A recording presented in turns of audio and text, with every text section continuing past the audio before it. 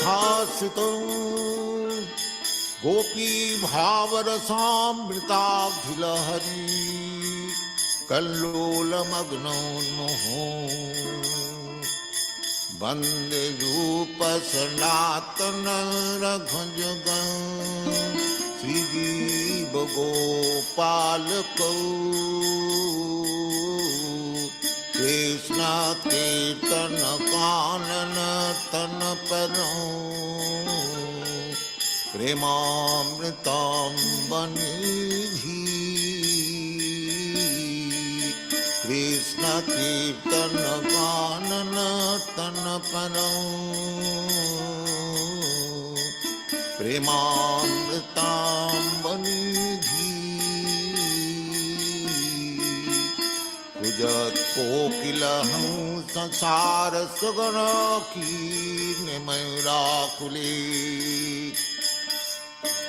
नानारत्न निबद्ध मूल विटप श्रीयुक्त वृंदावने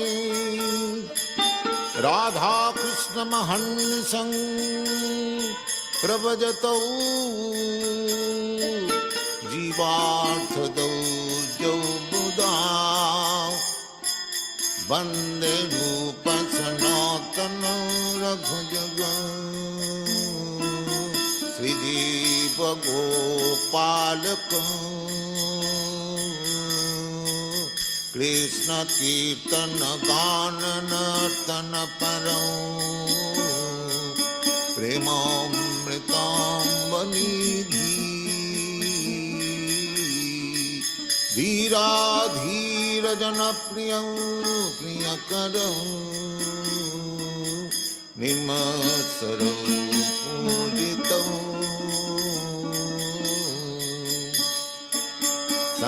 शङ्खापूर्वक नामगाननतिभिः कालावसानिकृतं निद्राहार विहारकादिविदितं चत्तन्तौ दीनौ च जं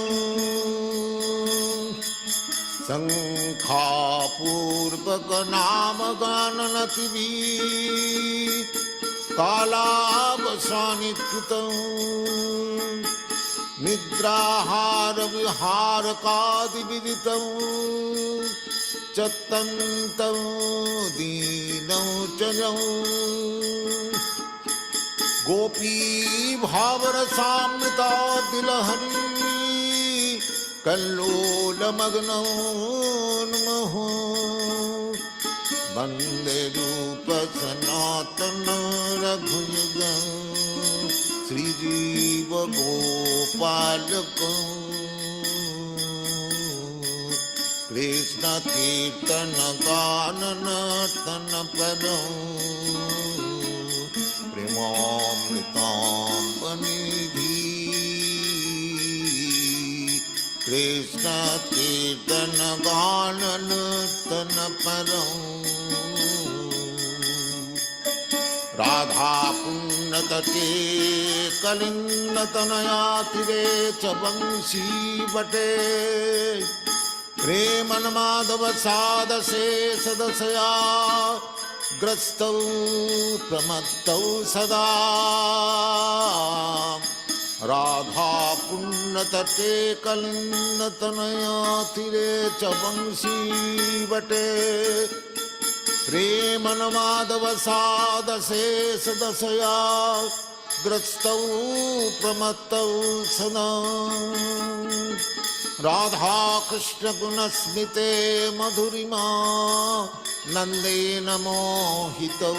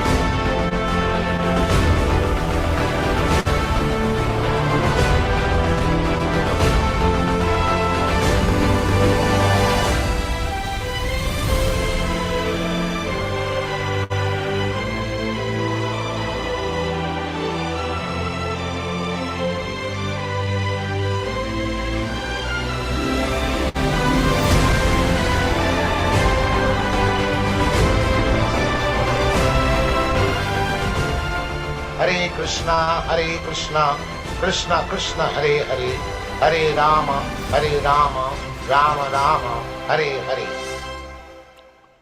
Hare Krishna, all glories to Śrīla Prabhupāda, and welcome to the Sunday morning reading and discussion of Śrīmad-Bhāgavatam, actually from the Delhi Bhagavatams.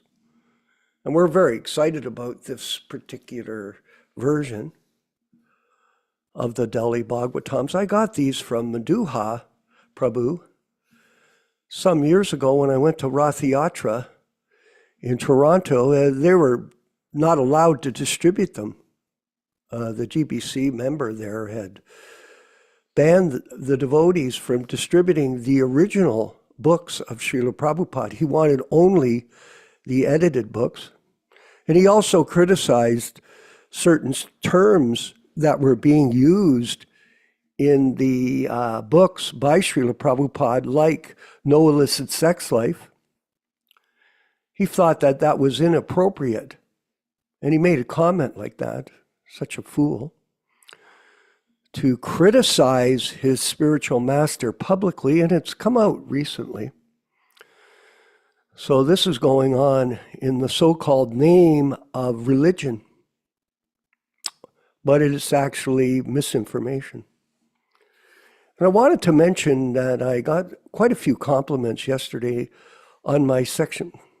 Whether it was good or not, I talked about meat eating, Ram Raghava, and how the culture that we live in is centered around animal slaughter. It is. And everywhere you look, if you look at the media, they're constantly advertising this product that's made with meat and that product which is made with meat. And it's especially popular in the franchise systems. And franchising is something that was developed mostly in America, and it's spread all over the world. So there's Subways, 10,000 Subways. They all sell meat sandwiches.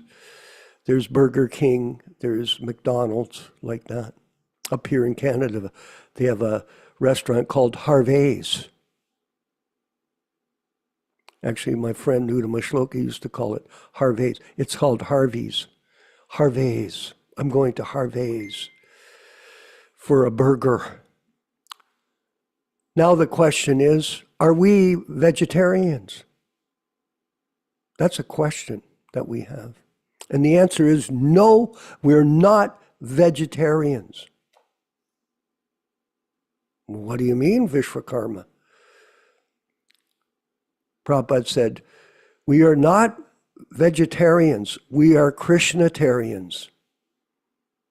That means all the food that we eat, we offer first to Krishna. And then we bless that food, it becomes prasadam. And that prasadam, if you honor that prasadam, honor it, it'll purify you.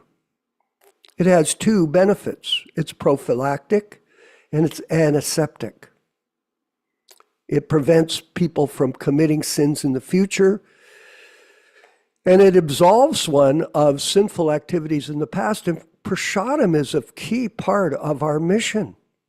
Actually, Bhaktisiddhanta called it the kitchen religion. It's a religion of cooking. And I have a book that I'm going to be writing, hopefully, called The Kitchen Religion. And it'll explain, it's much different than The Higher Taste, that particular book, which was another concoction of a few godbrothers that thought they could become smarter than their guru. But anyway, it's a higher taste, a different understanding of how to eat food and not become affected by karma.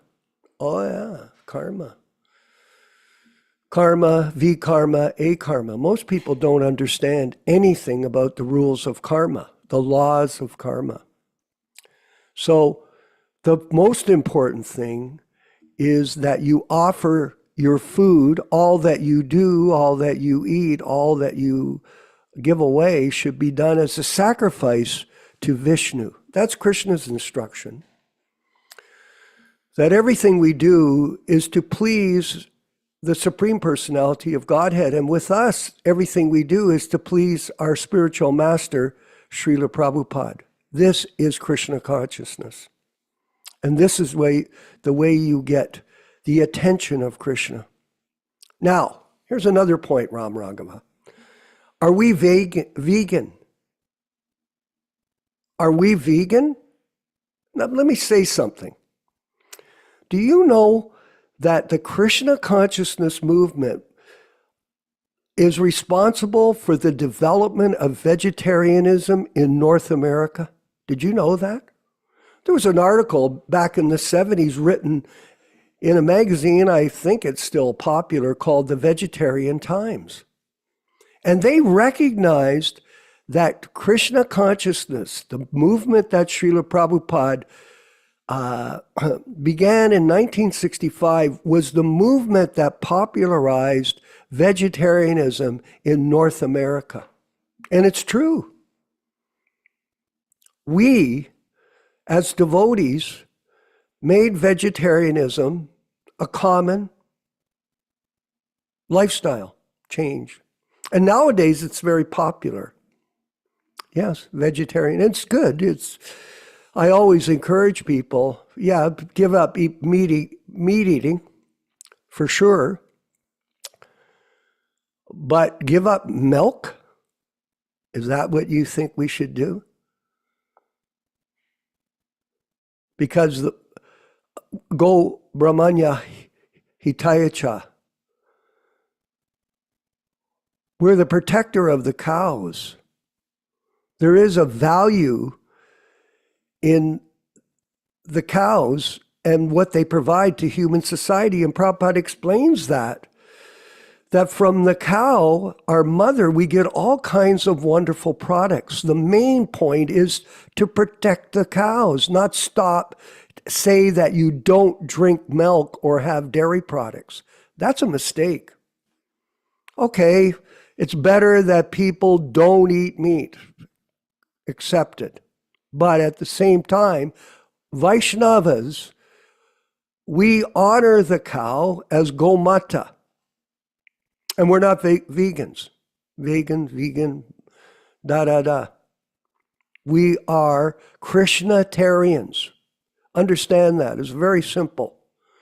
And we are 100% against animal slaughter.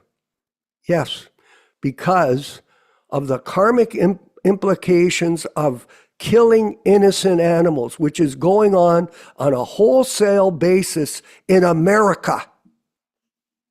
Sounds like that King, Don King. Remember him, Yaśodā, Don King? He was a promoter. I'm from America. I love America. Because it's the land of opportunity. Don King, promoter, he was a big promoter. But promoting the killing of animals for the sake of making money is demoniac. There are two classes of men, everybody, the devotees and the demons. If you live in America, you live in a society of demons. Oh, well, that sounds like quite radical. Well, it's true. It is true.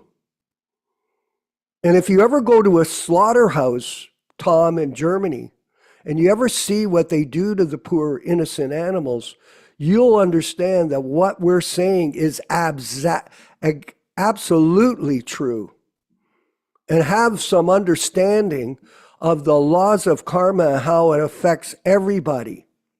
Just think about the president, too, or the leaders of these countries. It says in the Shastras, you have to accept 1/6 of the karma of your citizens. Can you imagine how far down these leaders will go after they leave their bodies? Sad, very sad.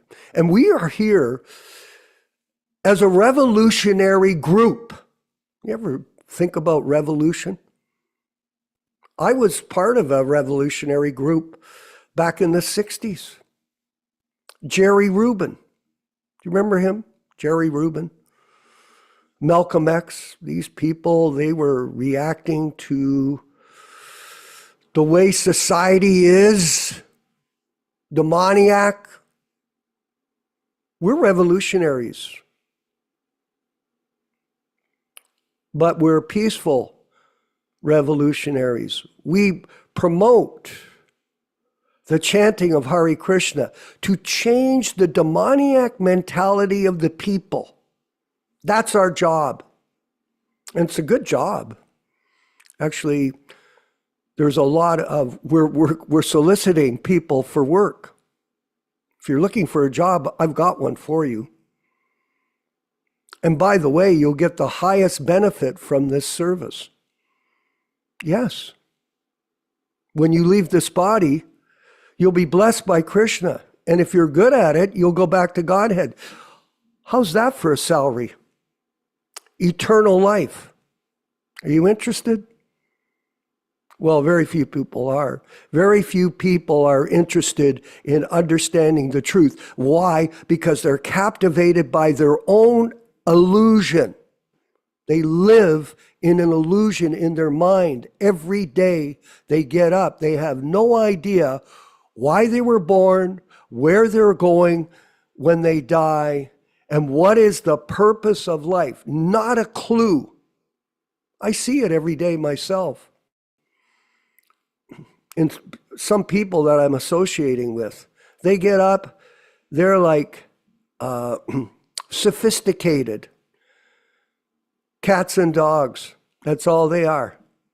Habituated to doing nothing. I'm wasting their time. So we are not vegetarians. We're not vegans. We are Krishnatarians, and we offer everything in the service of Krishna under the directions of our bona fide spiritual master, A.C. Bhaktivedanta Swami Prabhupāda.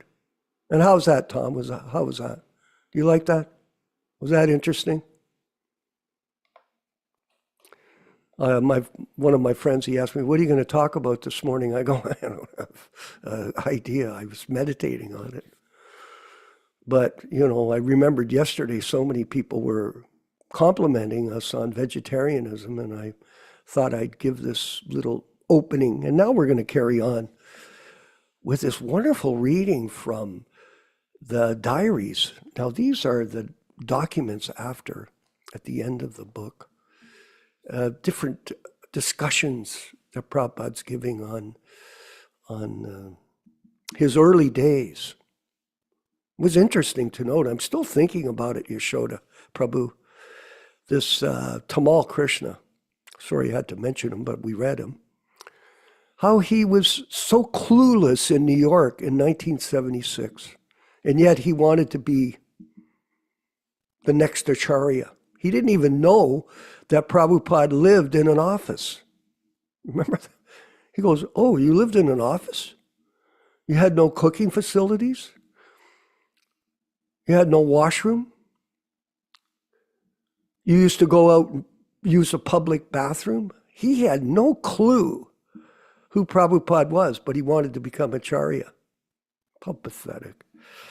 Excerpt from an evening darshan with His Divine Grace in Tehran on August 10th, 1976. Just seeing the time here. Now, no, we have no attachment. We can sit down in this nice building. We can sit down anywhere. We are not attached to this building. We are attached to push on Krishna consciousness. That is our business. And unconditionally, we can push on Krishna consciousness. Ohaitiki apratiyata. It is not that we cannot get a nice building, as Atreya Rishi has supplied. Then we cannot push on? No, that is not Krishna consciousness. Just like I began this movement underneath a tree in New York, Tompkins Square. What is that? Devotees. Tompkins Square Park. Yes, I used to sit down there, Prabhupada says. There was no mridanga. Can you imagine? And he was such an awesome mridanga player.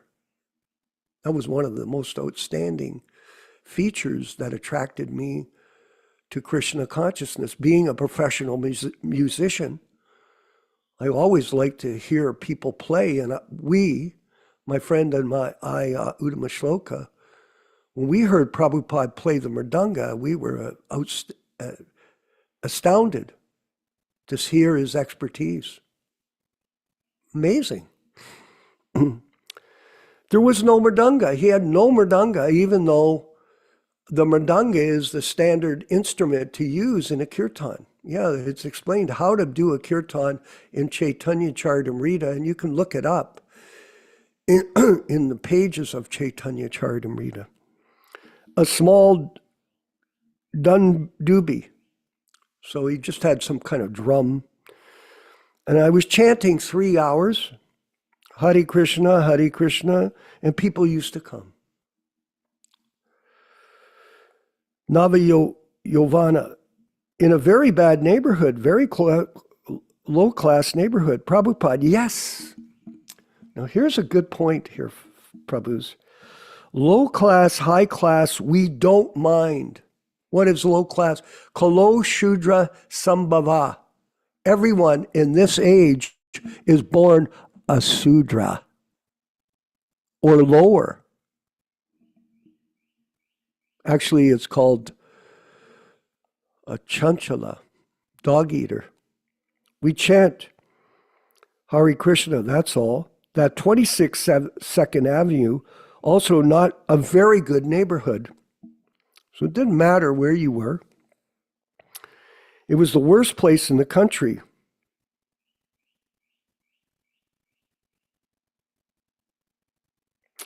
Prabhupada says, but I did not know. That's this fellow trying to, elaborate on Prabhupada's explanation. The mouse is trying to talk in front of the lion. Mukunda suggested this is a good place. All right, live here, and actually happened to be a good place. Gradually, all my disciples came, so I had no disturbance. I was living in the Bowery Street, and on my door, these bums were lying with urine and wine bottles and everything. Still, they were so respectful. When I'll come, you can enter, please.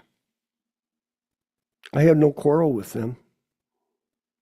They were very kind. They welcomed me. They opened the door. Please go. They also knew that he's a harmless. So platform, if you remain on the spiritual platform, this material condition cannot hamper you. Ahoitiki apratiyata, then yena ma supersidity, so that condition you can execute. Very deep message here, huh? Nothing material can affect the transcendental work of a devotee. First of all, we have to ascertain on which platform we shall stand. And if you want to stand on the spiritual platform, nothing can check it. Nothing. There's no material impediments.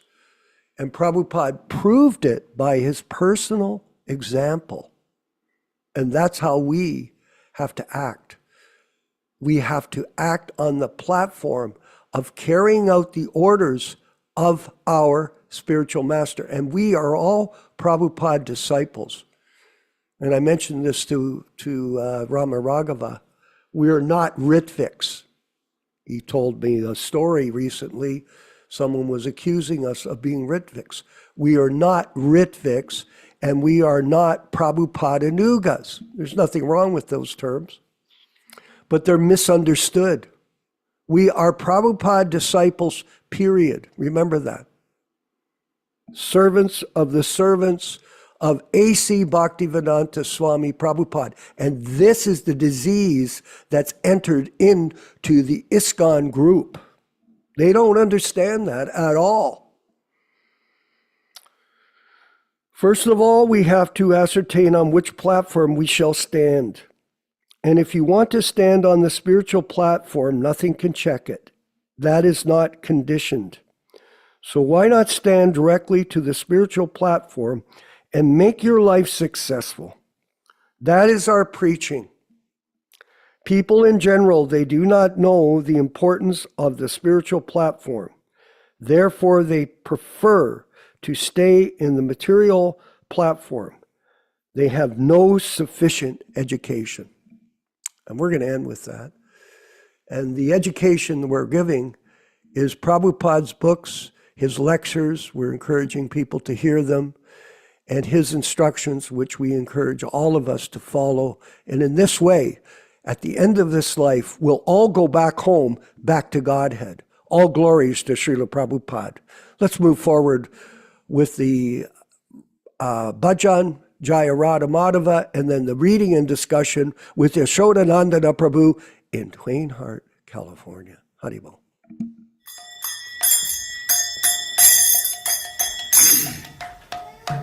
Sai.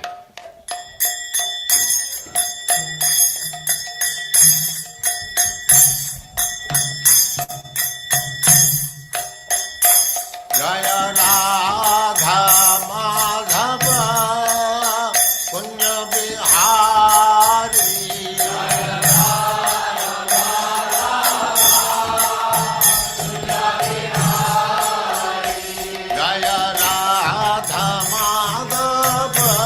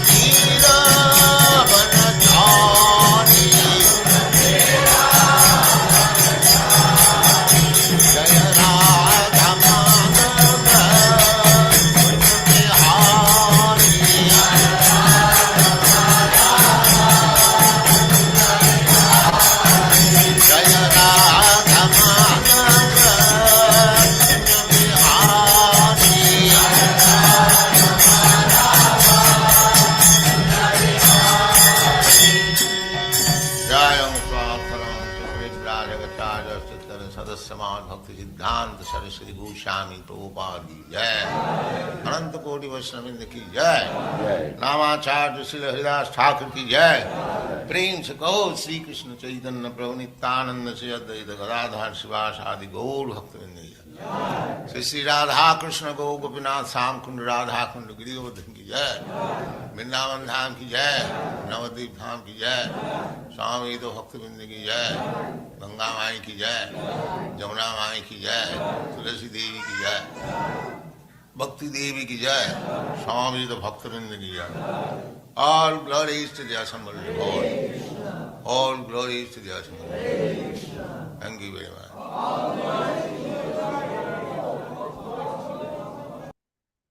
Om Namo Bhagavate Vasudevaya. Om Namo Bhagavate Vasudevaya. Om Namo Bhagavate Vasudevaya. O my Lord, Sri Krishna, the son of Vasudeva, the all-pervading personality of Godhead, I offer my respectful obeisances unto you from Śrīmad-Bhāgavatam 1:1:1. Narayanam namaskritya. Narayanam namaskritya. Naram cheva narottamam. Naram cheva narottamam. Devim Saraswatim Vyāsam. Devim Saraswatim Vyāsam Tato Jayam Udirayet. Tato Jayam Udirayet. One should utter the means of conquest, Śrīmad-Bhāgavatam, after offering respectful obeisances, 1, to the personality of Godhead Narayana, 2, to the Narayana Rishi, who is the supermost human being, 3, to the Mother Saraswati, the goddess of learning, then 4, to Śrīla Vyāsa Dev, the author, from Śrīmad-Bhāgavatam 1-4. Welcome everyone to this reading and discussion on Śrīmad-Bhāgavatam. As we do every week, we will be reciting a few Sanskrit verses from the Śrīmad-Bhāgavatam itself, from Canto 1, Chapter 2, which explains the meaning and the benefit of hearing this powerful transcendental literature. Yadanudhyasina yukta karmagranti nibandhanam chindanti kovidastasya kona kuryat kataratim. Intelligent persons do cut off the internet of the knot of reactionary work by remembrance of the personality of Godhead. Therefore, who will not give attention to his message? Shushrushoho sradadhanasya vasudeva kataruchihi syanmahat sevaya vipraha punyatirtha nishevanat. O the twice-born sages, by serving those devotees who are completely freed from all ranges of vice, a standard of great service is done, and as the result of such great service, affinity in the messages of Vasudeva is made possible. Srinvatam svakatah Krishna punyasravana kirtana hridyantasto yabadrani Vidhunoti Surit Satam. Sri Krishna, the personality of Godhead, who is also the Paramatma in everyone's heart and the benefactor of the truthful devotee, thus cleanse the desire for material enjoyment in the heart of the devotee, who has developed the urge for hearing his, Krishna's messages, which are themselves virtuous when properly heard and chanted. Nashtaprayeshu vabhadreshu nityam bhagavata sevaya bhagavati uttama shloke bhaktir bhavati naistiki. By regular attendance in the Bhagavatam class or rendering service unto the pure devotees, all that is inauspicious in the heart of a candidate becomes destroyed almost to nil, and thus loving service unto the personality of Godhead, who is praised with transcendental songs, comes into being an irrevocable fact. Tadarajastamo bhava kamalo bhadayaschaye chetaye terana viddam stitam sattve prasidati. As soon as irrevocable loving service is fixed up in one's heart, at that time the effects of the nature's mode of passion and ignorance, such as lust, desire, and hankerings, etc., do disappear from one's heart, and he becomes fixed up in the mode of goodness, which makes him completely happy. Evam prasanna manaso bhagavad bhakti yogataha bhagavad tattva vijnanam mukta sangasya jayate. Thus, when one is positively fixed up in the mode of unalloyed goodness, the enlivened-minded man affected by contact of devotional service of the Lord can positively know scientific knowledge of the personality of Godhead in the stage of liberation from all material association. Vidyate hridaya grantis chidyante sarva samshaya kshiyante chasya karmani drishta evatmanishwari. The knot of one's heart is thus pierced, and all misgivings are cut into pieces. The chain of fruitive actions are terminated, along with the seeing of oneself, the dominating factor. We will proceed with our reading. We are reading from the 1962 original version of Śrīmad-Bhāgavatam, also known as the New Delhi edition. Today we are reading from Canto 1, Chapter 6, Text 32. All English synonyms, translations, and purport by His Divine Grace A.C. Bhaktivedanta Swami Prabhupāda, Founder-Ācārya of the International Society for Krishna Consciousness, also known as the Krishna Consciousness Movement.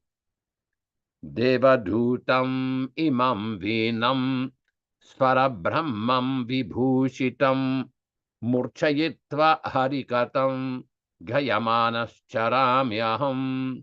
Deva, the Supreme Personality of Godhead, Sri Krishna. Duttam, gifted by. Imam, this. Vinam, a musical instrument of string. Svara, singing meter. Brahman, transcendental. Vibhushitam, decorated with. Murchayitva, vibrating. Harikata, transcendental message. Gayamana, singing. Constantly. Charami, do move. Aham, I.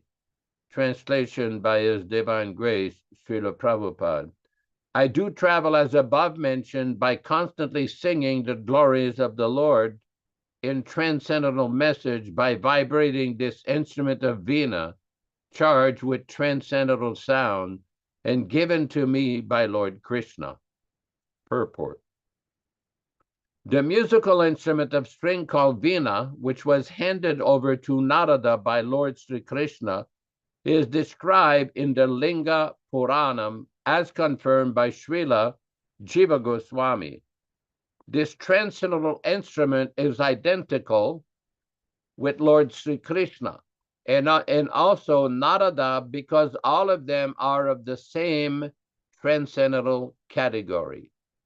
Sound vibrated by the instrument cannot be anything material, and therefore the glories and pastimes which are broadcast by the instrument of Nārada are also transcendental without any tinge of material inebriety. The 7 singing meter, namely Sa, Swaraj, Ri, Rishava, Ga, Gandhar, Ma, Madhyam, Cha, Panchama, Dha, Devata, Ni, Nishada, are also transcendental without any tinge of material inebriety, and specifically meant for being utilized in the matter of transcendental songs. As a pure devotee of the Lord, Śrīla Nārada Deva is always fulfilling his obligation unto the Lord for his gift of the instrument, and thus he is always engaged in singing his transcendental glories and is therefore infallible from his exalted position. Following the footprints of Śrīla Nārada Muni, a self-realized soul in the material world also do properly use the sound meters, namely Sa, Ri, Ga, Ma, etc., in the service of the Lord by constantly singing the glories of the Lord, as it is confirmed in the Bhagavad Gita. The Mahatmas have no other business in life, save and except singing the transcendental glories of the Lord, following the footprints of Śrīla Nārada Deva. Om Ajnanatirmirandasya Jnananjana Shalakaya Chakshuranmilitam Yena Tasmai Gurave Namaha. Nama Om Vishnu Padaya Krishna Prestaya Bhutale Srimate Bhaktivedanta Swami Namine. Namaste Saraswate Deve Gauravani Pracharine Nirvishesha Shunyavadi Paschatya Deshatarine Bhakti Siddhanta Shishyaya Bhaktivedanta Namine Prasannaya Prashantaya Tasmai Shri Gurave Namaha.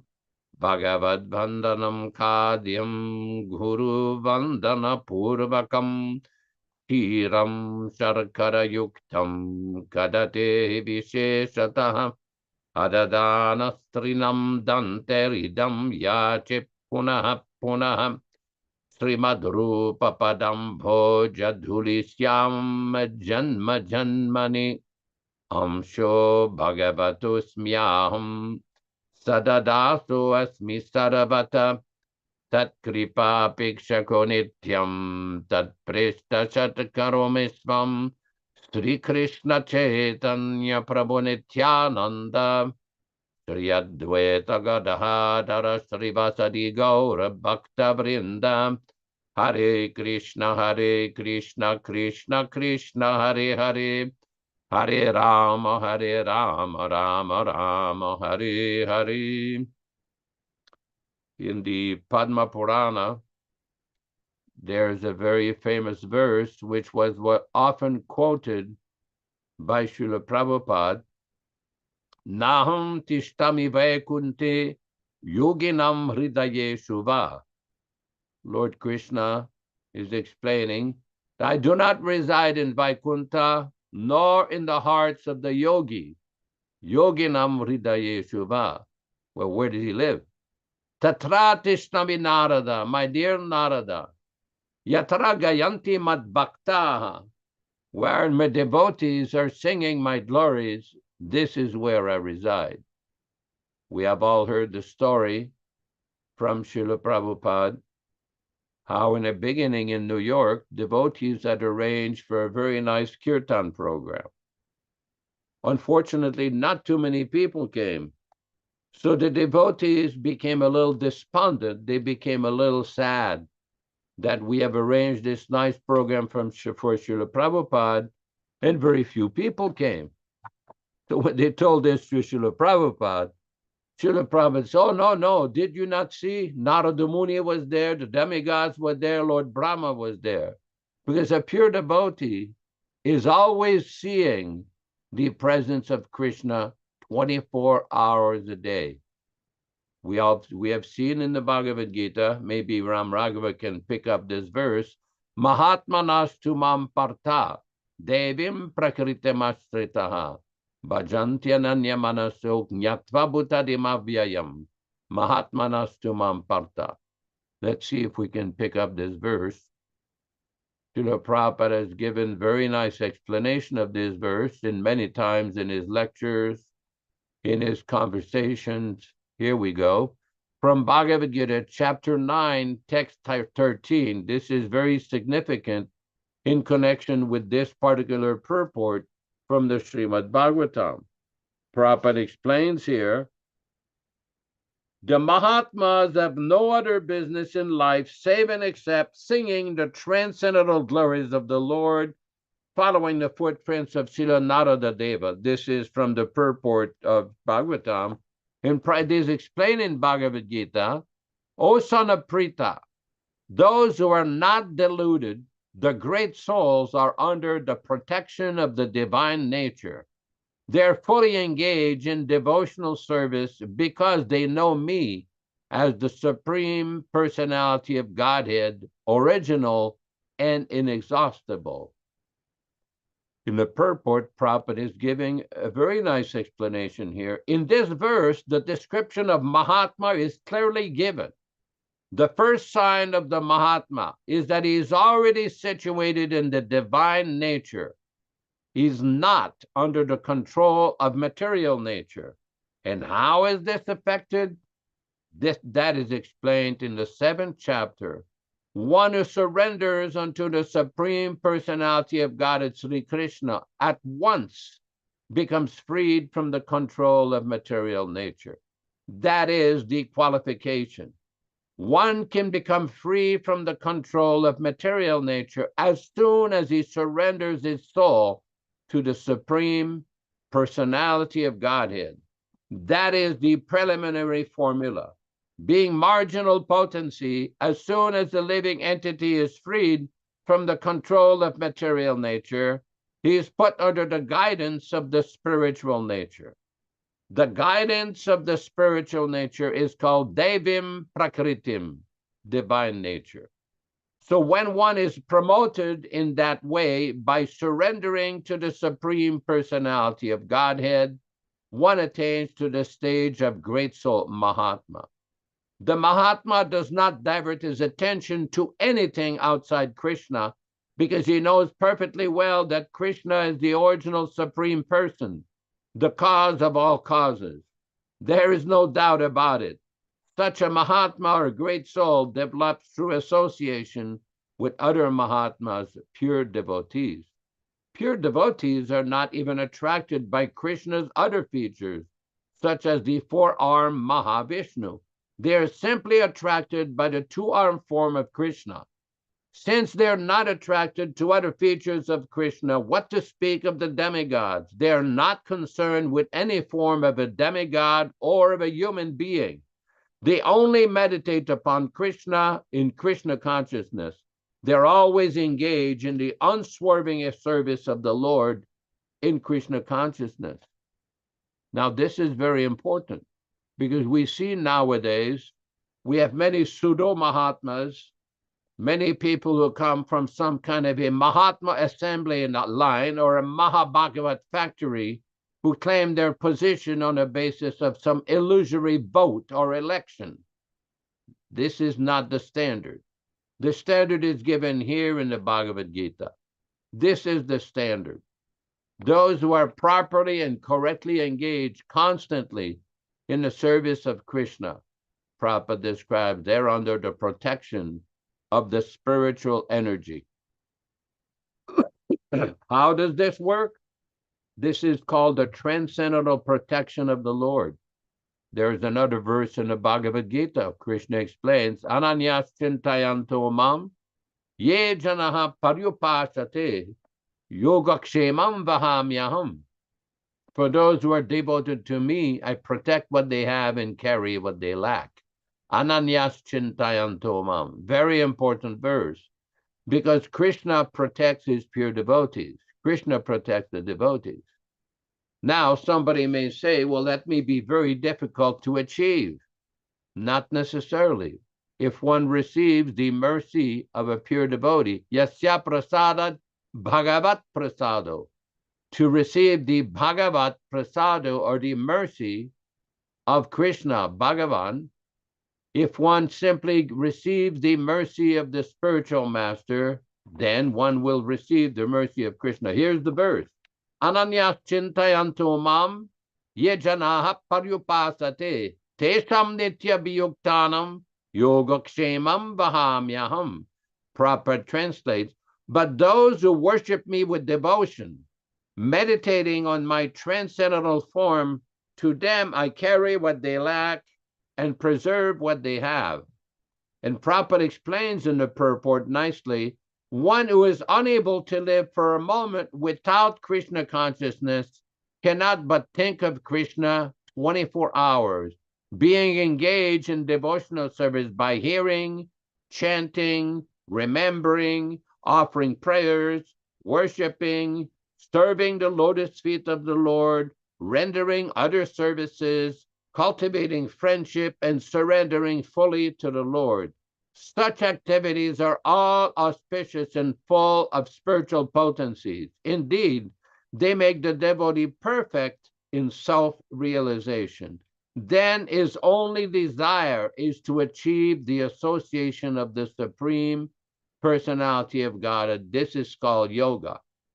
Now, this is very important, because if you were to break down what Prabhupada is saying here, this is a description of that famous verse of the Bhagavatam, Shravanam Kirtanam Vishnu Smaranam Padasevanam, the description of the 9 processes of devotional service. Prabhupada coming to the West, which we're hearing in the beginning in Vishwakarma Prabhu's description of what Śrīla Prabhupada, where he was living in the beginning, and how tolerant, how austere, how renounced he was. This is a characteristic of a fully realized, perfectly Krishna conscious, pure devotee. Now, this is not a rubber stamp voted in pure devotee.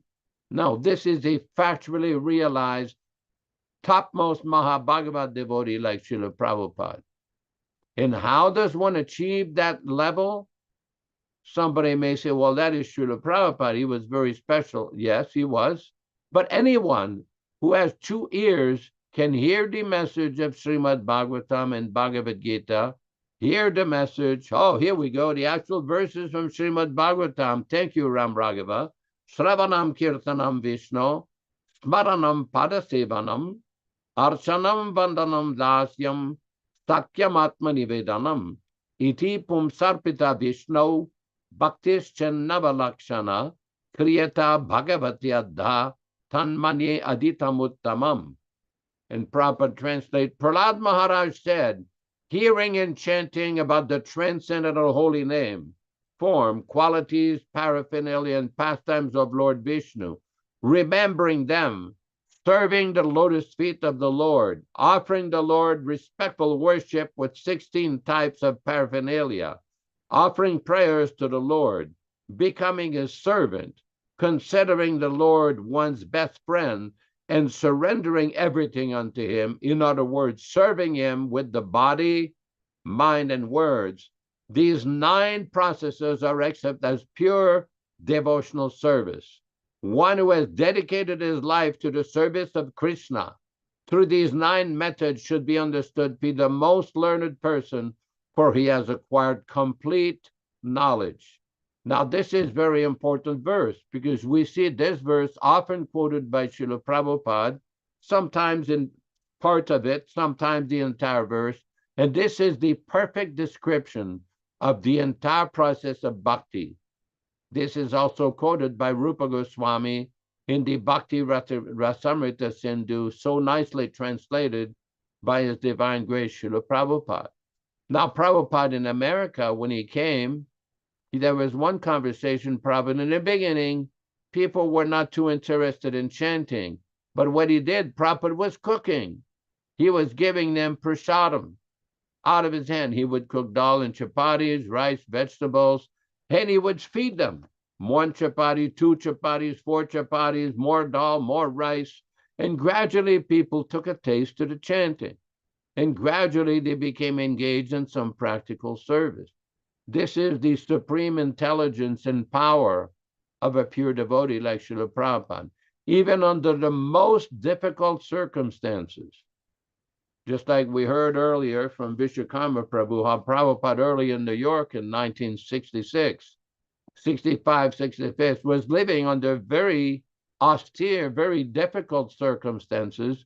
And some of these circumstances was actually very hellish, living in the Bowery. But Prabhupada was completely transcendental.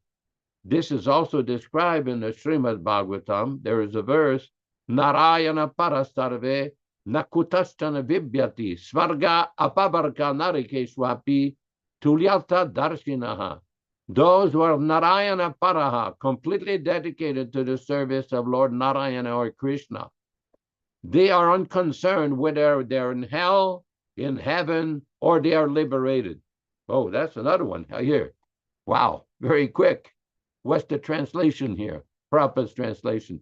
Devotees solely engage in the devotional service of the Supreme Personality of Godhead Narayana never fear any condition of life. For them, the heavenly planets, liberation, and the hellish planets are all the same. For such devotees are interested only in the service of the Lord. So this is a very important point. We all have to remember this, because sometimes I hear devotees, oh, the neophyte, they're conditioned souls, they're really not. No, we should not think that even the neophyte, such as my lowly self, Prabhupada explains in the second canto of the Bhagavatam, he described that even the third-class devotees, the neophyte, are imperceptibly liberated.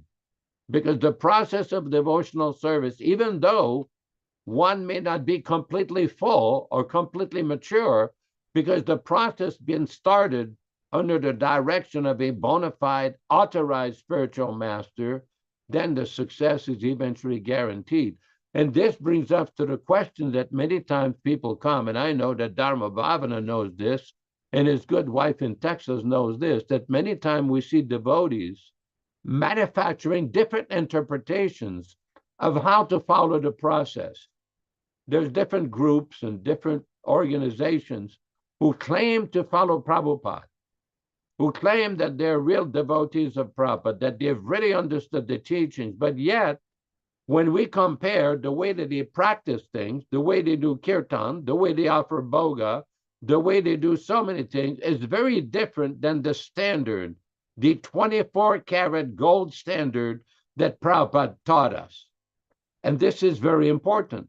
If one doesn't want to be misled, if one wants to reach success, he has to follow the proper way. Just like if you go to Nepal, if you think you're going to climb Mount Everest in a t-shirt and a pair of sandals, well, I got news for you. That is not going to work. You're going to have to hire what they call a Sherpa. Those are professionally trained. They've lived there their whole life. They know how to climb. They're extremely strong, and they're very trained in that system of how to climb mountains. This is not the beach in Venice Beach or Huntington Beach, California. It's a different situation. Similarly, if someone really wants to achieve success in devotional service, one has to be serious about the process and follow the proper bona fide authorized process given by Śrīla Prabhupada. If one manufactures interpretation or different ways of following the process under the guise of so-called bridge preaching or post-Prabhupada books idea, I tell you what, you're going to run into a lot of problems. You're going to run into a lot of difficulties. And we see this practically with many contemporaries and other devotees. They think they're following, but yet we see they've become just like full-fledged sahajiyas. Why? We do know practically, being in Śrīla Prabhupada's presence, that Śrīla Prabhupada wanted kirtan to be done a certain specific way. None of these nonsense so-called bhajans that we've invented. But somebody may say, well, there's no hard and fast rules. They're chanting Krishna's name, Radha's name, whatever name. Well, that's true.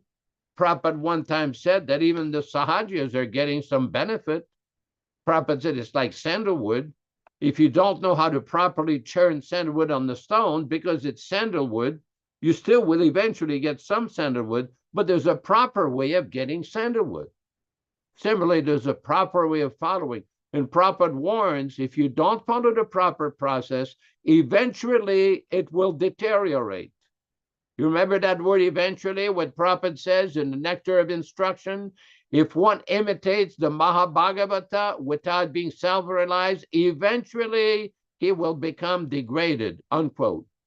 So one has to be very careful. Yes, one may get a little bit of temporary relief by some of this singing, yes. But if you follow the proper way, it'll be much easier and you get a much better result. Palena Parichyate.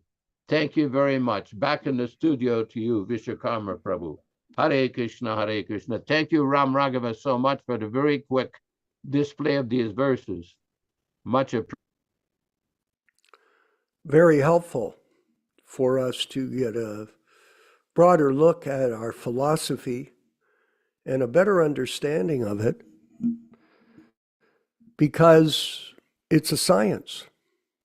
The word "scio" from Latin means to know. So learning this process is a secret to renunciation, because with knowledge, then you realize that when you give something up, you're actually giving up that which is useless and not important in our life. Just like sound pollution. Sound pollution, everyone, is all pervasive in the modern world. And what it does, it brings one down to the material platform of life. Your hearing. What is the most powerful sense, Mother Rochisha, Devi Dasi? The most powerful sense, I'll answer the question, is the ear. That's where you can get unlimited information. And the most important thing in education is to listen. You don't go to the school to talk, you go to hear. And the professor speaks, and in this way you acquire knowledge. So this is the principle of Krishna consciousness, to hear transcendental sound first from the pure devotee spiritual master. And there's all kinds of information that we have. It's a library of information that Śrīla Prabhupāda has delivered to us in his books, Chaitanya Charitamrita, Śrīmad-Bhāgavatam, and Bhagavad Gita, and other books that have been published by him. So by constantly hearing this information, we counteract sound pollution. Sound pollution. And how do we get sound pollution? Well, I'll tell you one thing. We associate with non-devotees. You associate with a non-devotee on an ongoing basis, and you'll become affected by their nonsense conversation. That's what happens. You have to listen to it. Now with us, we filter it.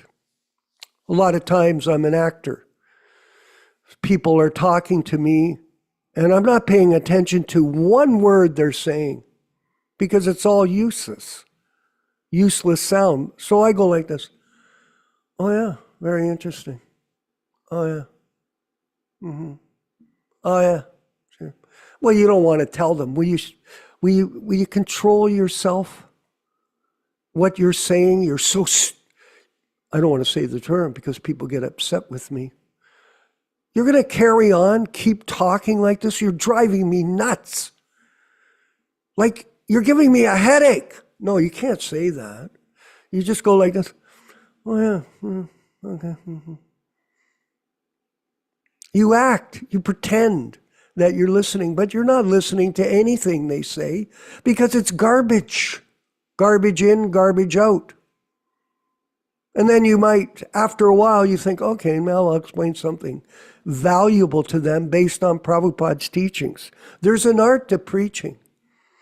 I used to tell one of my friends, Bhupendra Dabiwala, I said, Prabhu, you can't always tell people they're wrong.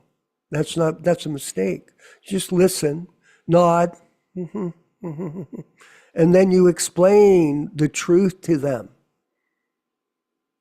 And that is the art of preaching. You try to inject them with transcendental knowledge. So association, that's one of the principles of Krishna consciousness. Do not associate with mundane people. Do not. What does that mean? That you engage in conversation with them that has no benefit. But you pretend, oh yeah, that was very interesting. The other thing is, very important, is media. The media is, when you are in the modern world, we have our phones. It's interesting, eh? You go out, you see people. I was on the plane coming back from Mexico, and this guy sat beside me. Now, he made no indication that I was even alive, because what he did for the entire 5 hours is look at his phone. This phone addiction is something that has become the new cancer for the mind. And that's all.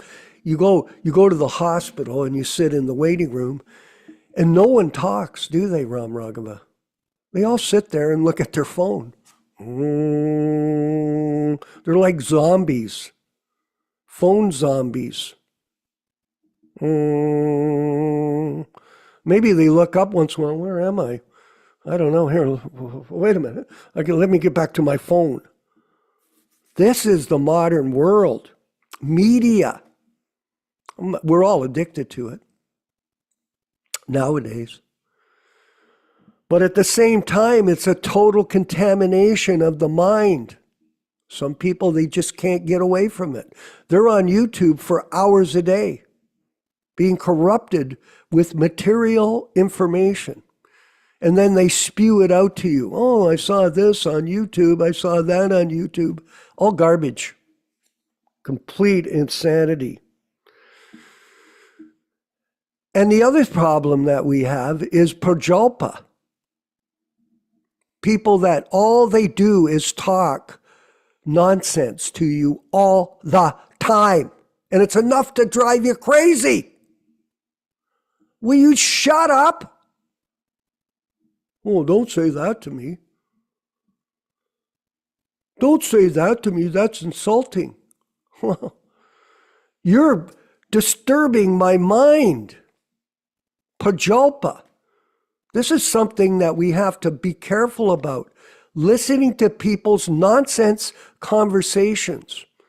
All it'll do is corrupt your mind and take you away from your business, which is to focus on Krishna. It's interesting to note, Prabhu, Yaśodā-nandana Prabhu. I've been watching a lot of Prabhupada videos. And one thing that I've always noticed about him, he's always got his bead bag. Do you notice that? The Prabhupada, every time you see him, he's got his bead bag. And he's always chanting. For example, I used to drive Prabhupada as his chauffeur. I drove him quite a bit. I drove him maybe for 20 hours in the car. And I made sure not to speak. Of course, there were a couple of reasons for that.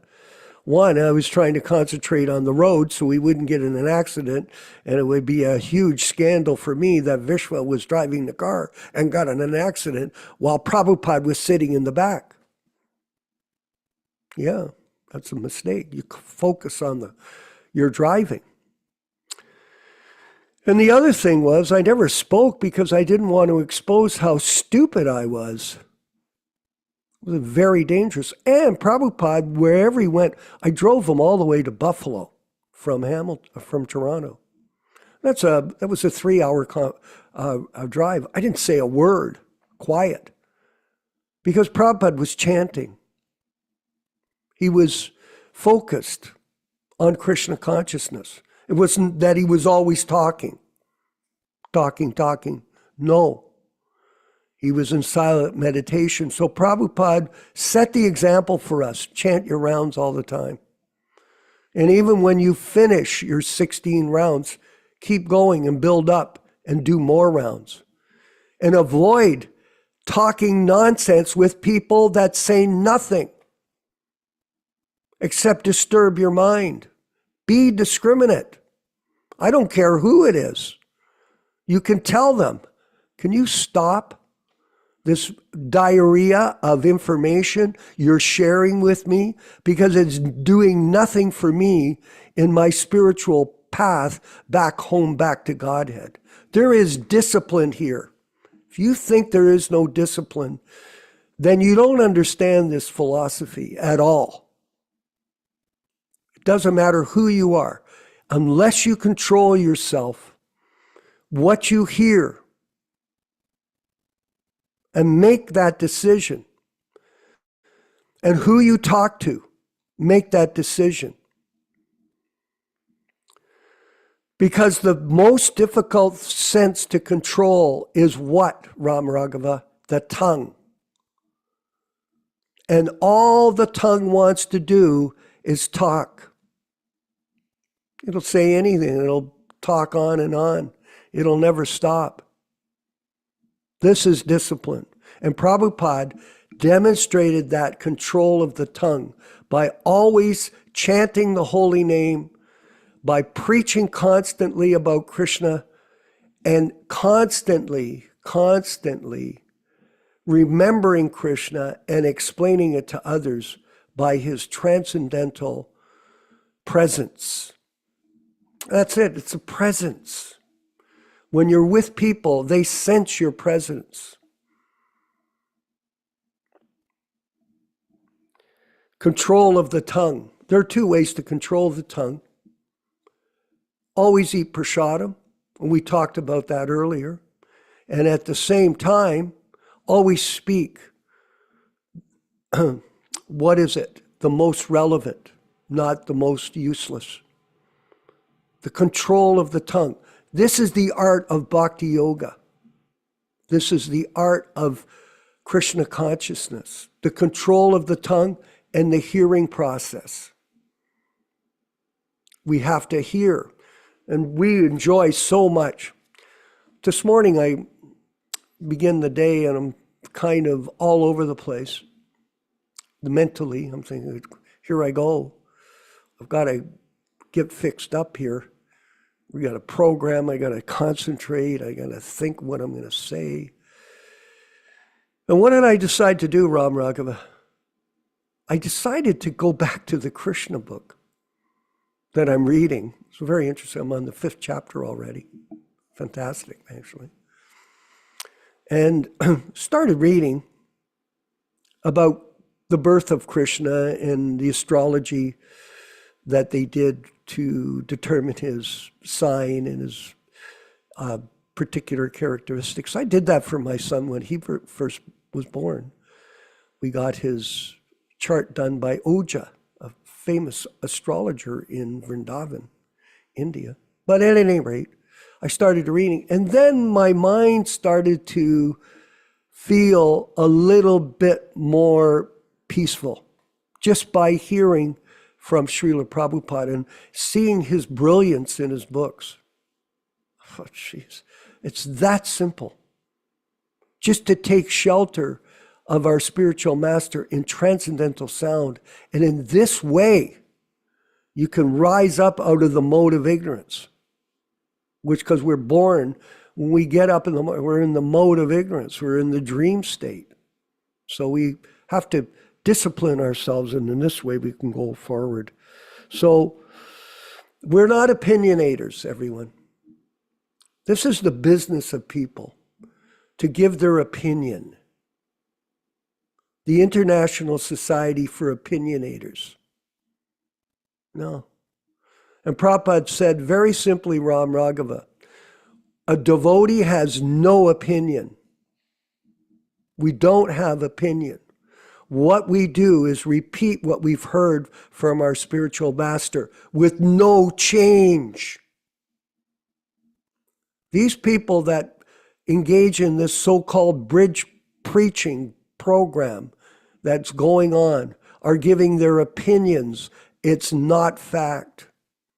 You have to give fact. And the way to give fact is to quote Shastra like Yaśodā-nandana Prabhu does so brilliantly in our classes.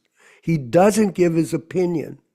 He gives the fact and supports the fact by Shastra. And Ram Raga was showing that today. He's bringing up the verses. And we're reading the verses. We're reading the purports. We're learning this philosophy in association with one another, Dharma Bhavana. This is how you learn. You just don't sit there and look. You listen. And you repeat. And you study. And you make a determined effort to change yourself. And say, today, this is the first day for the rest of my life where I am going to become a fixed up devotee. Right, Dharma Bhavana? No nonsense. Thank you.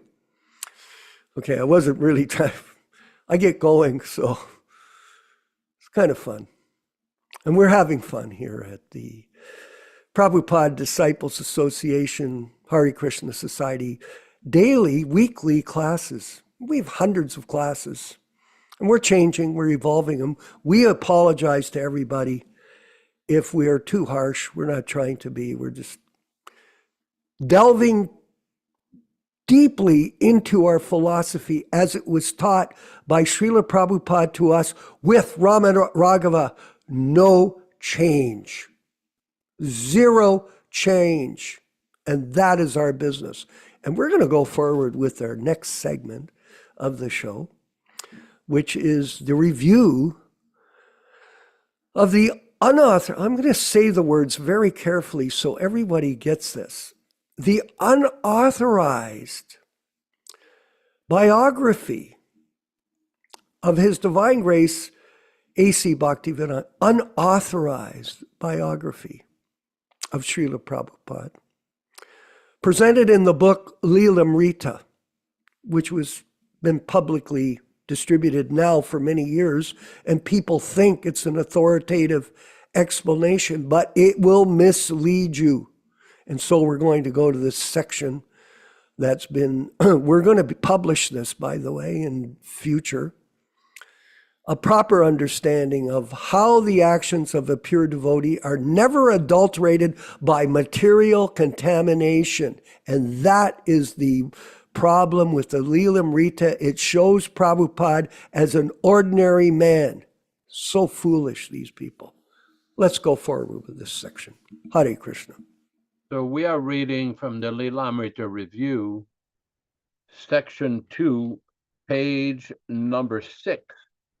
In the previous page, there was a heading, Śrīla Prabhupada, the pure devotee, is always situated in Vrindavan. So here we have from Śrīmad-Bhāgavatam, Canto 8, Chapter 21, Text 34. A devotee always lives with the Supreme Personality of Godhead, engaging in his service, and therefore he is always transcendental to hellish or heavenly residences. Then we have a citation from Śrīla Prabhupada from Chaitanya Charitamrita Madhya Lila, Chapter 8, Text 139. When that original consciousness is completely spiritual, it is called Krishna Consciousness. One who lives in such consciousness is actually living in Vrindavana. He may live anywhere. Material location does not matter to such a pure devotee. When, by the grace of Krishna, one thus advances, he becomes completely uncontaminated by the material body and mind, and at that time factually lives in Vrindavan. Then Śrīla Prabhupada explains from Chaitanya Charitamrita Madhya Lila, Chapter 7, Text 129, it does not matter whether one lives in a holy place like Vrindavan or in the midst of European cities. where the materialistic way of life is very prominent. If a devotee follows the instruction of Sri Chaitanya Mahaprabhu, he lives in the company of the Lord. Wherever he lives, he converts that place into Vrindavana or Navadvipa. Then Śrīla Prabhupāda explains from Śrīmad-Bhāgavatam, Canto 3, Chapter 2, text number 6. The pure devotee lives constantly in the abode of the Supreme Lord, even in the present body, which apparently belongs to this world. The pure devotee is not exactly on the material plane, since he is absorbed in the transcendental thought of the Supreme. He could simultaneously reach the Supreme planet and still appear in the world. Sometimes we compare His Divine Grace Śrīla Prabhupāda with ourselves. We can think of Prabhupada is engaged in devotional service and I'm engaged in devotional service. Prabhupada is in Vaikuntha and I am in Vaikuntha. He says that the temples are in Vaikuntha and I am in the temples. However, we don't actually experience Vaikuntha due to the conditioned covering. We experience all too often our own minds, the sounds on the street, etc. We can think of Vaikuntha as a concept only, and we may not even realize that we are intellectualizing. We are engaged in sadhana bhakti. However, His Divine Grace Śrīla Prabhupāda is and always was engaged in prema bhakti. Therefore, he actually experiences Vaikuntha. Śrīla Prabhupāda was once asked by a reporter what he thought of Los Angeles. His Divine Grace replied that he was not in Los Angeles, he was in Vaikuntha. Did Śrīla Prabhupāda experience success and failure of the venture? The Lilamrita speculates that His Divine Grace deeply felt his successes and failure. From Lilamrita, Book 1, page 267. Only Bhaktivedanta Swami deeply experienced the successes and failures of the venture. From Lilamrita, Book 1, page 283. I would ask him, Swamiji, did you have any good contacts? He would say, not much today. I didn't get much and it is depressing. Tomorrow, Krishna will give me more details. Next section, Shuddha Bhakta. The pure devotee is unattached to results of activities. He is always in direct contact with Krishna. However, the Shastra tells us that the pure devotee in direct and unadulterated contact with the Supreme Lord at every moment is not attached to the result of his activities in devotional service. Bhagavad Gita 2:48. The Supreme is the Lord, and because he himself is telling Arjuna to fight, Arjuna has nothing to do with the results of the fight. Gain or victory are Krishna's concern. Arjuna is simply advised to act according to the dictation of Krishna. Then we have a citation from Bhagavad Gita, chapter 2, text 38. Lord Krishna now directly says to that Arjuna should fight for the sake of fighting because he desires the battle. There is no consideration of happiness or distress, profit or gain, victory or defeat in the activities of Krishna consciousness. That everything should be performed for the sake of Krishna is transcendental consciousness.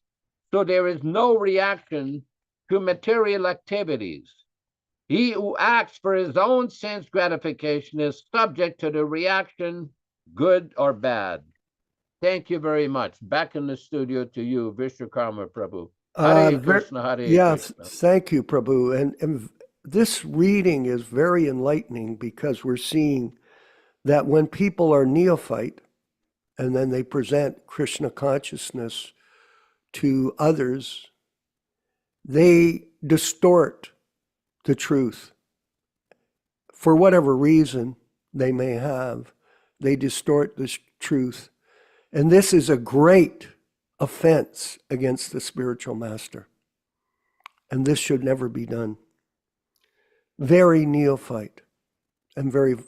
We just read Dharma Bhavana this explanation of Prabhupada being in the Bowery and how he was seeing other people, even these drunk people, as quite respectful to him, allowing him to enter in to the place where he was staying and being courteous to him.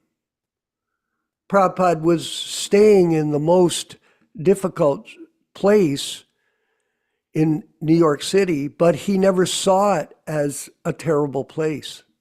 Here, he's explaining it himself. We just read it. And this Leela Amrita is misrepresenting the whole fact. Very bad thing. Dharma Bhavata, maybe you could comment. There it is on mute. Okay, thank you, Hare Krishna. Yeah, it's interesting how a lot of ordinary people, like, for example, living in New York, would see the alcoholic people and think they have no goal in life, no benefit to their life, they're not doing anything good. But at the same time, they got at least some great benefit by giving Prabhupada some gifts or being kind to him or being respectful. But I had a question a little bit. Say, for example, what if someone is going to different temples and places, they see the Hare Krishna mantra being chanted, they see kirtan, they see Tulsi Puja, they want to get Prabhupada's original books, and they start some kind of local organization or group, and they just try to combine all the things they have from their experience of many years together and just try to start something. Maybe without etiquette, without just trying to duplicate what they've seen in other places. How should we understand that type of attempt? Could you just pinpoint back in your just explain that again? I kind of missed that. Oh, that okay. You go and see some people. Let me repeat it if I'm wrong. You see some other people in temples, you're saying? Yeah, it could be, yeah. And you're trying to repeat it with what you do?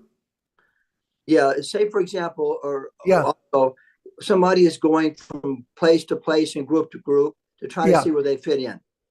And so they see kirtan, they see some Tulsi Puja here, they see some readings and maybe Prabhupada's original books, and they try to locally bring some group together of people who, from their experience, are seeing so many different types of Krishna conscious activities, but without any real complete authority. They may just try their best to incorporate people into a Gurukula or some social group and start chanting.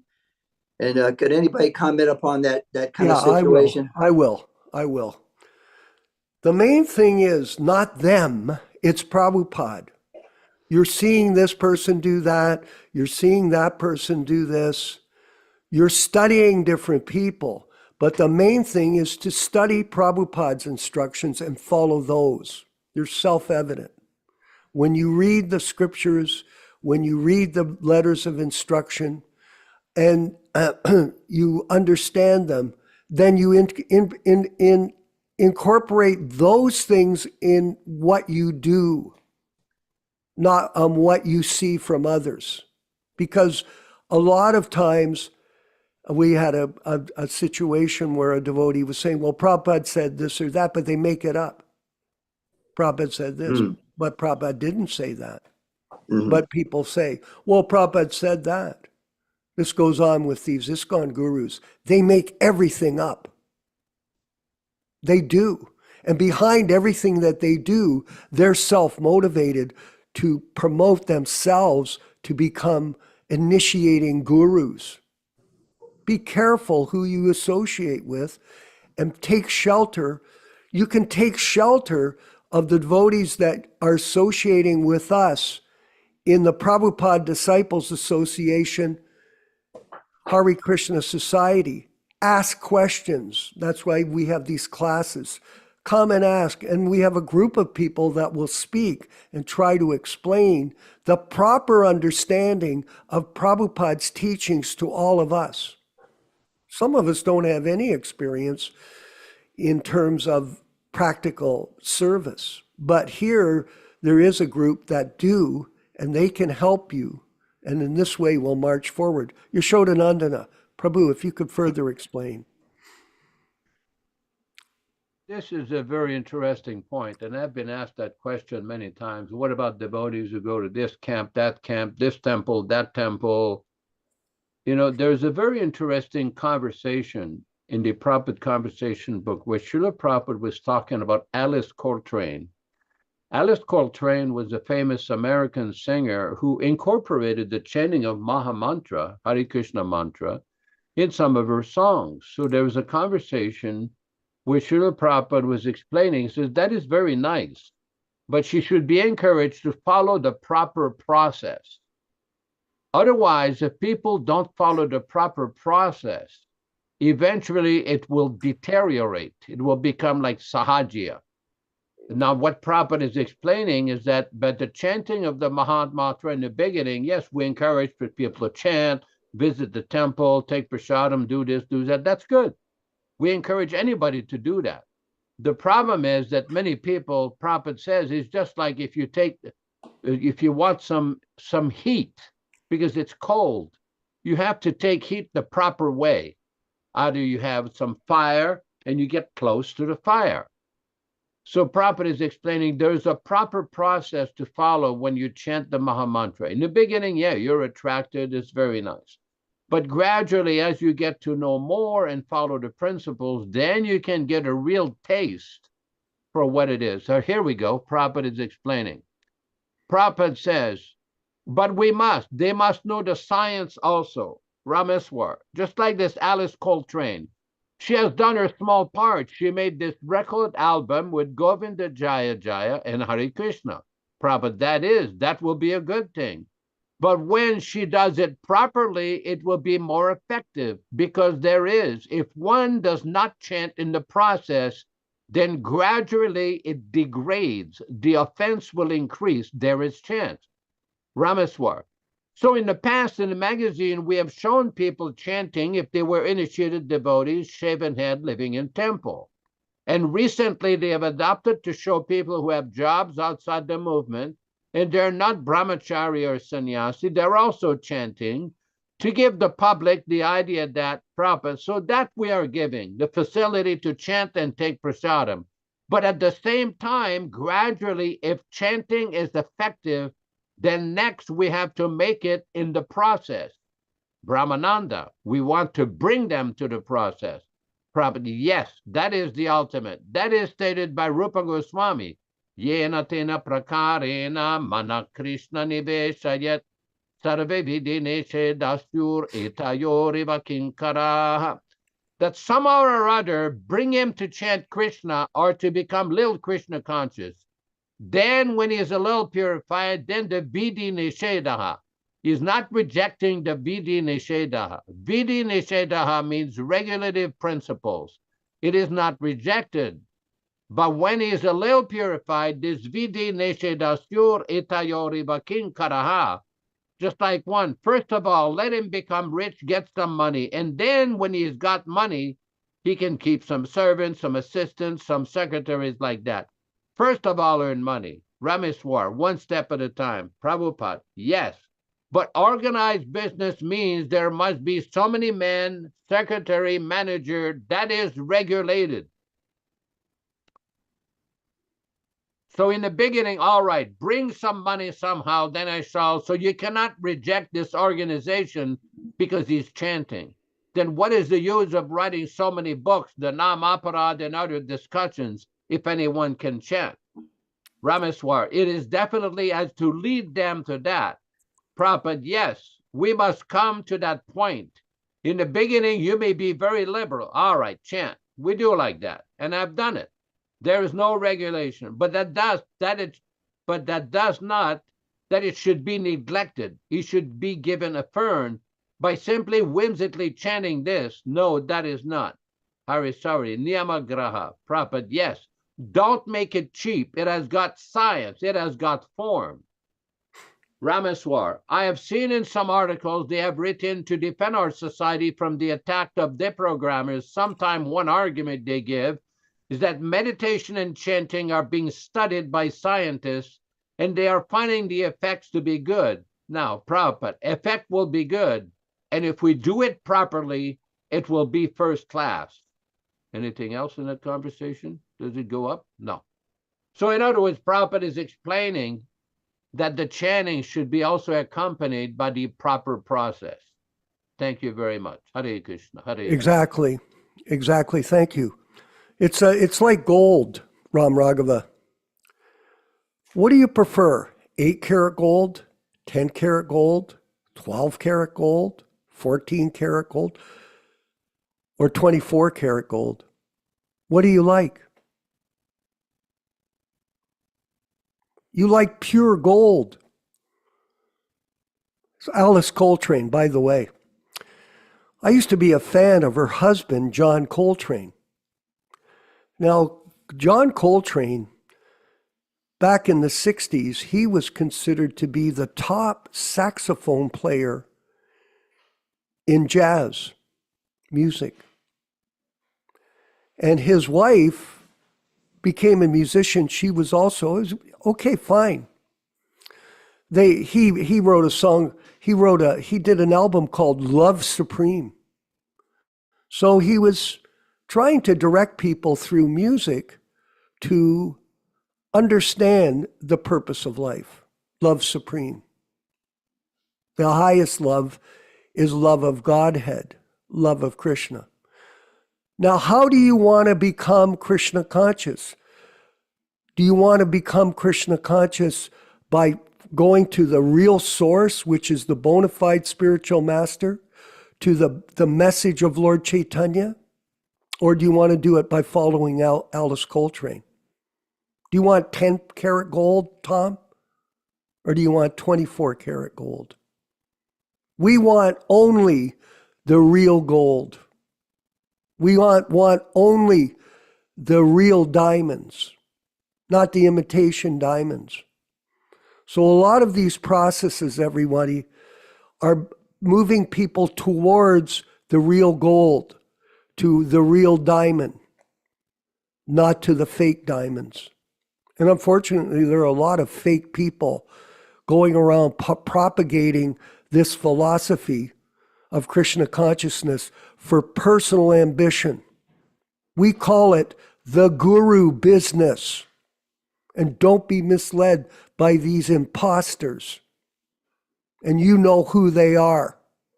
And if you don't want to listen, that's your problem, not ours. Ram Raghava, give us a comment about the YouTube channel today. How many people are watching? Hare Krishna. Yeah. Today, usually the number of people fluctuates. Sometimes it goes up to 15, sometimes it comes down to 8. Today, steadily, there have been 7 people watching. Okay. And there is one question by Richard Pena. But I also wanted to ask a question. Go ahead. My question was about, we read in the Śrīmad-Bhāgavatam today about music, the original meters of music. And throughout history, there have been people, my question is about the musical talent. So in history, there have been people like Beethoven who said that a whole symphony would come to him in a dream. And even people like Paul McCartney, he said some of the tunes that he came up with would just occur to him either in a dream or just when he was about to wake up or something. And then he would start writing the music and it would just flow automatically. Yeah. From him. So where does that talent come from and how can we develop it in serving Krishna? Okay. Well, that's the answer is Paurusham Nishu. That everything, I get affected when I see talented people, by the way. Sometimes I think, wow, that person has, like I watched the other night, Aretha Franklin singing in Washington. And she was singing one of her hit songs. Now, this woman, as a soul singer, is just there's nothing, she's one of the top singers of all time. And when you hear it, you think, God, this is phenomenal. But what is it that you're really hearing? You're hearing Krishna sing through this person, this body of blood. By the way, she's in the particular video, she was like 300 pounds. You know, she used to be like a small bag of blood. Now she's this huge monster. But it didn't affect her voice at all. In fact, she got up, she started singing, and it was like phenomenal. And I thought, geez, Krishna, he blesses people with this ability to do these amazing things, but they don't understand it comes from Krishna. Krishna is the ability in man. And that's what we should always see when we hear these or see these talented people do things. They've been blessed by Krishna, but in order to really fulfill the purpose of life, they have to offer it all in his glorification, not in their own personal ambition to get money, to become famous, to become popular. This is all part of Maya, Tom. We live in the world of Maya, illusion. Yaśodā, please. I heard one time that a devotee went to Śrīla Prabhupada. Yeah. And they asked him, how did this Ravi Shankar become so proficient and expert in playing the sitar? Anybody who's ever played music knows that the sitar is a very difficult instrument to master, even more difficult than the guitar. And Prabhupada said, because he's been playing this instrument for 7 lifetimes. So there could be many times people may get inspiration in dreams. They may have done this for several lifetimes or performed severe austerities in this life, just like there are many musicians, popular musicians, who have very expert skills. And as mentioned by Vishwakarma Prabhu in the Bhagavad Gita, Krishna says that expertise in men, whether it's in music or in sports or anything, that is a manifestation of Krishna. The problem in this world is many people have certain skills, but it's not being used for Krishna. It's being used for the service of Maya. So just a few comments. Hare Krishna. Thank you. Okay. Thank you for that. And if I may, I have one more question regarding veganism. Yeah. This comes up a lot. So the reason they used to justify veganism is because they're saying, because we have to take care of the cow, we want to stop the mistreatment of the cow. So they're thinking by becoming vegan, they're stopping the mistreatment of mother cow. So what do you say? That's true. And the best way to do that is to have a farming system which protects cows.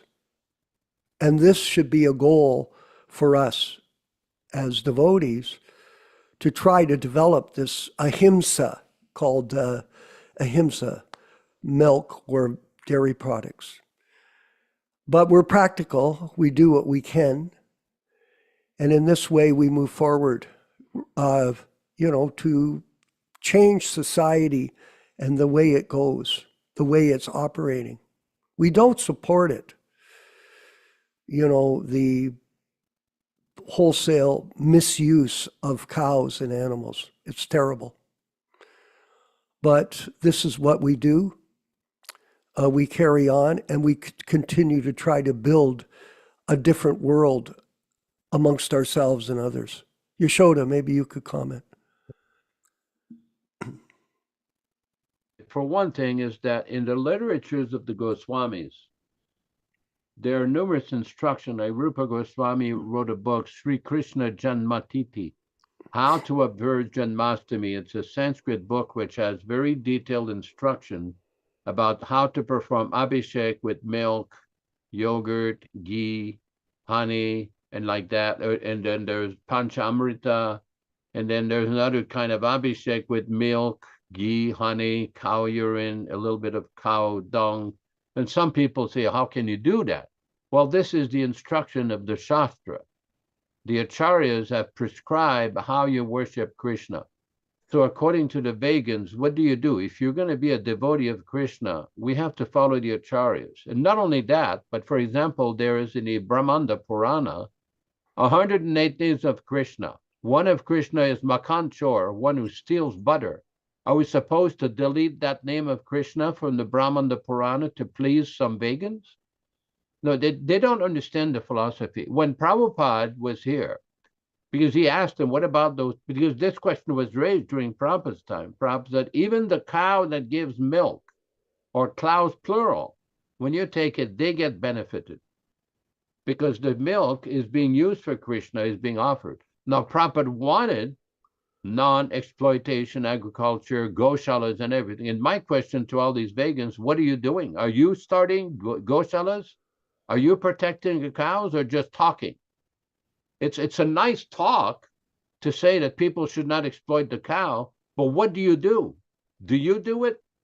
And for those who understand a little bit, now Ram Raghava will know this, and if scientists have discovered this, certain types of plant-based oils like margarine and safflower oil or corn oil are not the best thing for your health. It may contribute to the hardening of the arteries, to heart attacks and everything. I mean, olive oil doesn't do that. And sesame seed oil also doesn't do that. But certain types of oil are not the best thing for health. So this idea that just abstaining from all milk products, this is not accurate. This is not Vedic, it's not Brahminical, and it's not what Prabhupada taught. Now, I appreciate the sentiment is good. On that issue of sentiment and emotion, I agree. The cows should not be exploited. What these people should do is start goshalas and farms where cows are protected, or support that. If they don't do that, it's just hot air. It's just hot air and talk. And that will not result in much change in society. Thank you very much. Hare Krishna. Thank you. And the question from the YouTube live stream from Richard Pena, he's asking, is there a group here in Los Angeles that he can stay in touch with or contact? You know, there isn't a group, but Richard, come to the classes. That's as simple as it is.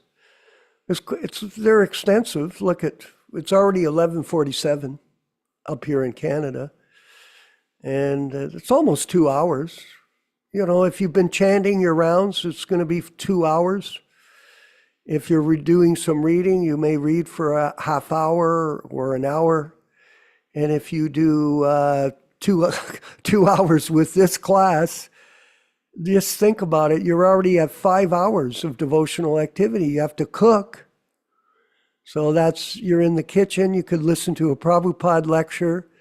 It may take you an hour to do that. That's 6 hours. If you have an 8-hour day, that's a full day's work. You made your money. My friend, she's a pharmacist. She gets $50 an hour for work. And she works 4 shifts. So she makes $500 a day, 10 hours. So you made your money if you do 8 hours or 10 hours of devotional service. There you are. It's in the bank, in your Krishna conscious bank account. That's pretty good. I know after the class, I may call up Yaśodā-nandana Prabhu and we'll have a talk for another hour and a half of detailed discussion of philosophy. And all of a sudden it's 1 o'clock, 1:30, 2 o'clock in the afternoon, and my day is being properly engaged. So piece your day together by doing this, Richard. And you can go to classes, you can listen to I get in my car, I like to go out for a ride, go to the grocery store. I put on my favorite tapes, the Prabhupada lectures. And I listen to those lectures and they continue to inspire me. You get out of the car, you carry your bead bag, you can chant japa while you walk around the grocery store and pick up your bananas and your apples and your cauliflower and broccoli and carrots and blah, blah, blah. And you take it home and you make yourself a prasadam, offer it to your deities. And the day goes on and your life goes on and you go back home to Godhead by this focus. So piece your day together. No, there isn't a group in Los Angeles, really. There may be somebody, but I don't know. I don't know. Maybe there is. Few and far. And by the way, everybody, association with devotees is very rare. People that understand this philosophy without any adulteration, without any change in Prabhupada's teachings. They are very rare, and you may not like us. And that's why you drop out, because you don't want to hear it, but that's your business. And you pick your poison, my friend. That's what you can do, because everybody has their independent free will and their opinion. The International Society of Opinionators. Hare Krishna. Thank you, everyone. It's 11:51. Almost 2 full hours of discussion. And we're going to move forward with the chanting of Hare Krishna for 2 minutes and 54 seconds of Śrīla Prabhupada. Pardon? And the last video is 2 minutes and 33 seconds. Oh, the last one's Dr. Ram Raghava. Thank you, everybody. All glories to Śrīla Prabhupada and all glories to your association. Thank you, everyone. And we'll see you again on Wednesday for Chaitanya Charitamrita reading and discussion. That's at 8 o'clock Eastern Standard Time out of Canada. And if you're in LA, Prabhu, it'll be 5 o'clock. Hare Krishna. Hare Krishna, Hare Krishna, Krishna Krishna, Hare Hare, Hare Rama, Hare Rama, Rama Rama, Hare Hare. Hare Krishna, Hare Krishna, Krishna Krishna, Hare Hare, Hare Rama, Hare Rama, Rama Rama, Hare Hare. Hare Krishna, Hare Krishna, Krishna Krishna, Hare Hare, Hare Rama, Hare Rama, Rama Rama, Hare Hare. Hare Krishna, Hare Krishna, Krishna Krishna, Hare Hare, Hare Rama, Hare Rama, Rama Rama, Hare Hare.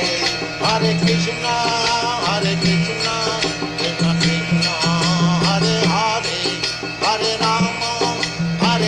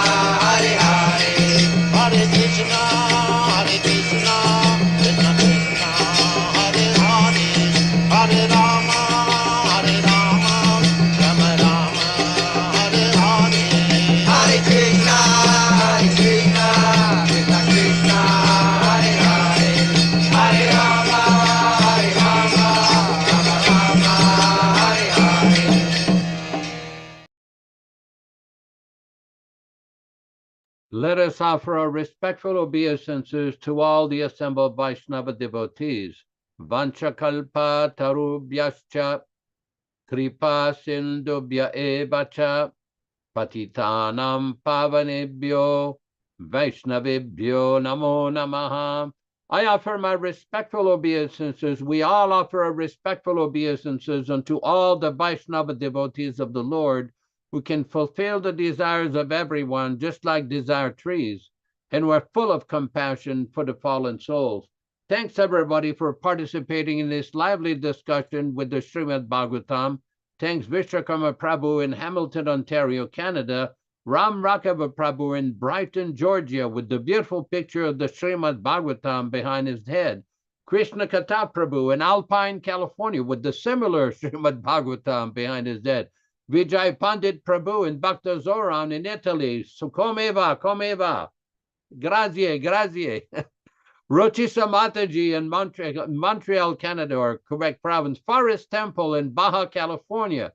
And Rupa Goswami Prabhu in Mumbai, India. Just yesterday, we had an interesting hour-plus program with devotees in Tokyo, Japan, explaining a few things about the building of the Krishna Balaram temple in Vrindavan and the role of the Namhata party in building the temple. It will be soon on our website and our Facebook page as soon as we get the technicalities adjusted. We thank everybody for participating, and we invite all of you to come back on Wednesday at 5:00 p.m. for another reading of Sri Chaitanya Charitamrita. And please stay with us for a few minutes with some devotees, Vaishnava devotees from Jamaica, with a very unique rendition of the Maha Mantra. Hare Krishna, Hare Krishna. Hare Krishna, Krishna Krishna, Hare Hare, Hare Ram, Ram Ram, Hare Hare. Hare Krishna, Krishna Krishna, Hare Hare, Hare Ram, Ram Ram, Hare Hare. Hare Krishna, Krishna Krishna, Hare Hare, Hare Ram, Ram Hare Hare. Hare Krishna, Krishna Krishna, Hare Hare, Hare Ram, Ram Hare Hare. Hare Krishna, Krishna Krishna, Hare Hare, Hare Ram, Ram Hare Hare. Hare Krishna, Krishna Krishna, Hare Hare, Hare Ram, Ram Hare Hare. Hare Krishna, Krishna Krishna, Hare Hare, Hare Rama, Rama Hare Hare. Hare Krishna,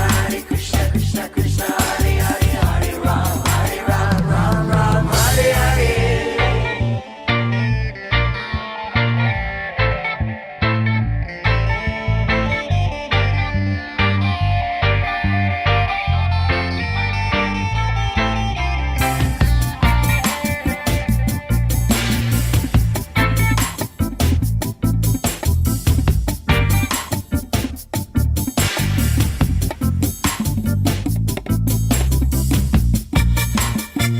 Krishna, Hare Hare, Hare Ram,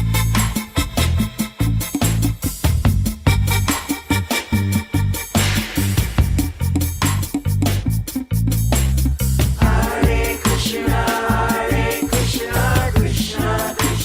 Hare Hare. Hare Krishna, Krishna Krishna, Hare Hare, Hare Ram,